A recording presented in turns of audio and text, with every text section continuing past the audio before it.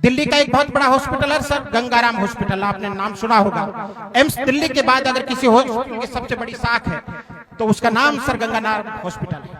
उसकी कहानी बहुत रोचक है। सर गंगाराम जिनके नाम पर वो हॉस्पिटल बना है, जिन्होंने वो हॉस्पिटल बनवाया है, उनका गांव एक छोटा सा गांव था। छोटे से गांव में उनका जन्म हुआ था। पिताजी जमींदारी का काम करते थे, खेतीबाड़ी का काम करते थे। बेटे को 10वीं तक पढ़ा दिया। आसपास में कोई बड़ा स्कूल नहीं था, आगे पढ़ाने में असमर्थ थे। बेटे को खेत के काम में लगा लिया। एक दिन गंगाराम के गांव के एक उनके चाचा लगने वाले रिश्ते में वो गांव आए हुए थे। ये कहानी अविभाजित भारत की है, जब भारत और पाकिस्तान एक थे, आजादी से पहले की है। गंगाराम के वो चाचा गंगाराम के पिताजी के अच्छे मित्र थे। जब वो उनके घर पर चाय पीने के लिए आए तो गंगाराम के पिताजी ने उनसे कहा कि छोरे को 10वीं तक पढ़ा दिया है, आसपास कोई व्यवस्था नहीं है, बाहर भेजने जितने मेरे पास पैसे नहीं है। गंगाराम के वो चाचा उस समय लाहौर के जो चीफ इंजीनियर थे, उनके ऑफिस में बाबू का काम करते थे कि तेरे ऑफिस में कोई छोटा मोटा चाय वाय बनाने का, पानी पिलाने का काम हो तो इस लड़के को सेटल कर देना, मैं भी जिम्मेदारी से मुक्त हो जाऊंगा। खेत में काम ये बहुत ज्यादा कर नहीं पाता है, आगे बढ़ाने में मैं सक्षम नहीं हूं, इसको आप अपने साथ ले जाओ। गंगाराम के उस चाचा ने कहा कि अभी तो व्यवस्था है नहीं, लेकिन जैसे ही व्यवस्था होगी मैं बुला लूंगा, संदेश भेज दूंगा। 1.5-2 महीने बाद उस चाचा का संदेश आया कि मेरे ऑफिस में एक चपरासी की वैकेंसी निकली है, गंगाराम को लाहौर भेज दो। कहानी शुरू अब होती है। गंगाराम के पिताजी को जैसे ही चिट्ठी मिली, गंगाराम को तैयार कर दिया। माँ ने रास्ते में खाने के लिए चूरमा पे कर दिया और गंगाराम लाहौर के लिए निकल पड़ा। दिए हुए एड्रेस पर पहुंचता है। सुबह जल्दी 9 बजे के लमसम पहुंच गया। ऑफिस आपको पता है 10 साढ़े 10 बजे खुलते हैं, लेकिन सफाई करने वाले लोग उस ऑफिस में आ गए थे। गंगाराम देखता है कि एक बड़ा सा कमरा है, उसकी सफाई हो गई है, उसमें एक बड़ी टेबल है, सामने एक बड़ी कुर्सी, उसके सामने 4-5 छोटी कुर्सियां हैं। गांव के गंगाराम ने उतना बड़ा ऑफिस पहले कभी नहीं देखा।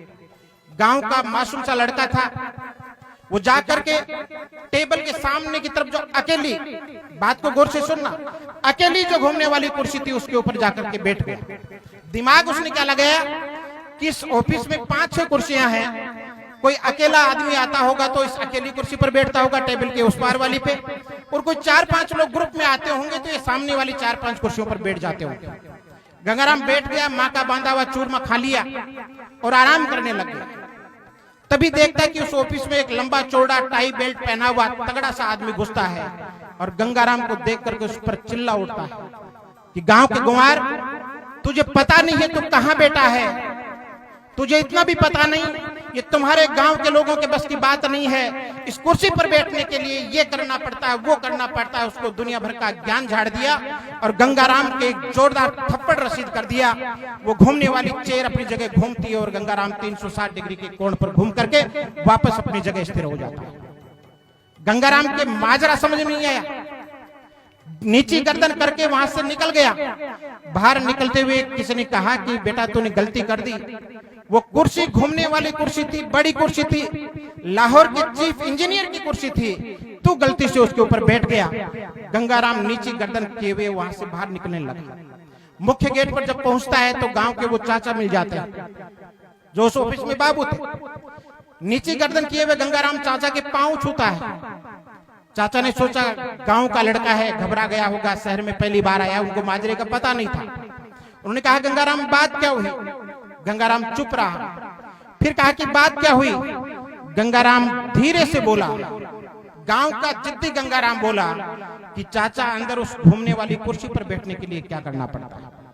चाचा ने सोचा कि गांव का लड़का है, पहली बार बड़ी कुर्सी देखी होगी, जोश में आ गया होगा। बोला बेटे वो अपने बस की बात नहीं है, वह बड़ी पढ़ाई करनी पड़ती है, पर बेटा जाता वो अपने बुत्ते की बात नहीं है। तेरे पिताजी ने जिस काम के लिए तेरे को यहाँ भेजा है, चपरासी की नौकरी के लिए, मैं वो काम अभी करवा देता हूँ, ऑफिस चलो। गंगाराम ने फिर कहा कि नहीं चाचा, मुझे ये बताओ कि उस कुर्सी पर बैठने के लिए करना क्या पड़ता है। गंगाराम के चाचा ने आसपास के लोगों से पूछा, भाई ये छोरा ये बावड़ी हरकतें कैसे कर रहा है, पागलों की हरकतें कैसे कर रहा है। तो किसी ने कहा कि ये उस चीफ इंजीनियर की कुर्सी पर गलती से बैठ गया था, उसने उसके थप्पड़ मार दी और लगता है कि गांव का लड़का था, बात अंदर तक चुप गई हो। गंगाराम को पूछा, गंगाराम होशो आवाज में कह रहा है गंगाराम ने कहा कि अंकल आया तो चपरासी बनने के लिए था, लेकिन अब उद्देश्य बदल गया है। अब तो गंगाराम उस घूमने वाली कुर्सी के ऊपर बैठ करके दिखाएगा। चाचा के भी माजरा समझ में आ गया। चाचा ने कहा गंगाराम तेरे पिताजी के पास पैसे नहीं है, पैसे वाली व्यवस्था मैं कर देता हूं, पढ़ाई वाला काम तेरे को करना है। उसमें देश का पहला आईआईटी जो आईआईटी रुड़की बना, अंग्रेजों के टाइम वो थॉमसन इंजीनियरिंग कॉलेज हुआ करता, थॉमसन इंजीनियरिंग कॉलेज, गंगाराम का एडमिशन वहां करवा दिया। गंगाराम ने पढ़ाई शुरू कर दी, रुड़की इंजीनियरिंग कॉलेज को टॉप किया, उसी लाहौर का चीफ इंजीनियर बना, उसी घूमने वाली कुर्सी पर बैठा और ये साबित कर दिया कि गांव का कोई जिद्दी लड़का अगर जुनून पाले तो दुनिया की कोई ताकत उसे हरा नहीं सकती। और तब जाकर के कोई कवि ये लिखता है कि कुछ गांव से आए हैं, कुछ घाटी से आए हैं और इन बड़ी कुर्सियों पर बैठे सब लोग माटी से। देश में जितने भी लोग बड़ी कुर्सियों पर बैठे हैं ये वो लोग हैं जो जिद्दी हैं, जुनूनी हैं, जज्बाती हैं, जदोजहद करने वाले हैं। कहते हैं कि कुछ करने के लिए मौसम नहीं मन चाहिए, साधन सभी जुट जाते हैं, सिर्फ संकल्प का धन चाहिए। गांव के आदमी के पास एकमात्र कोई दौलत है तो वो है संकल्प का धन और शुद्ध मन। मैं भी उसी का एक उदाहरण हूं। मैंने तो इतने संघर्ष जीवन से निकला हूं। लोगों ने 1000 बार कोशिश की कि गिरा दिया जाए, वापस उठने नहीं दिया जाए, लेकिन जितनी बार लोगों ने गिराने की कोशिश की 1000 गुना हिम्मत के साथ वापस खड़ा हुआ। धूल झाड़ ली, हमें कुछ विरासत में थोड़ी मिला था। मेरे को कई बार लोग कहते हैं कि अब क्या होगा, मैंने कहा मैं कोई विरासत देकर के नहीं आया, गिरा दिया, मिट्टी में हो गए, झाड़ करके वापस खड़े हो जाएंगे। ये वाला कोई नहीं छीन पाएगा। ये लेकर के पैदा हुए हैं और ये दुनिया में सबसे बड़ी दौलत है। मैं ये मानता हूं कि जितने भी बच्चों का इस मंच के माध्यम से सम्मान हुआ है वो अपने इस दिमाग के बदौलत इस दुनिया पर राज करने की हिम्मत रखते हैं।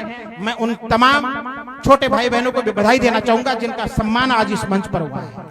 और इस सम्मान का असली अर्थ तब है जब आप कभी भी रुकने का मन करे, झुकने का मन करे, पढ़ाई छोड़ने का मन करे, जिंदगी में कोई भी चीज टफ लगे, कठिन लगे, यूं लगे कि आप पार नहीं पड़ेगी, उस समय इस सम्मान को याद कर लेना। आप इस बात को याद करना कि गांव के हजारों लोगों की उपस्थिति में मेरा सम्मान हुआ था और ये कहा गया था कि गांव का ये लड़का ये लड़की बहुत आगे जाएगा। आप रुक नहीं पाएंगे, आप थक नहीं पाएंगे, आप झुक नहीं पाएंगे। एक बार पुनः बिहार हरिपुरा जी को और पूरी युवा विकास समिति को मेरी ओर से बहुत बहुत शुभकामनाएं एक अच्छे दिव्य और भव्य आयोजन के लिए। इसी तरह से गांव को साथ लेकर के आगे बढ़ते रहें, अच्छे आयोजन करते रहें। पुनः एक बार शहीद के श्री चरणों में नमन करता हुआ, प्रणाम करता हुआ अपनी बात को ये कहते हुए विराम दूंगा कि हदे शहर से निकली तो गांव गांव चली, कि हदे शहर से निकली तो गांव गांव चली, कुछ यादें मेरे संग पांव पांव चली, और सफर जो धूप का किया तो ये तकाजा हुआ, वो जिंदगी ही क्या जो छांव छांव चली। हम गांव से निकले हुए लोग हैं, धूप में चलना जानते हैं, छांव की परवाह नहीं करते। आइए हम सब लोग धूप का सफर करते हुए आगे बढ़े, अपने गांव का नाम रोशन करें, शहीद शिवदाना राम जी के गांव हरिपुरा का नाम रोशन करें। पुनः पुनः बहुत बहुत बधाइयां। जय हिंद, जय भारत।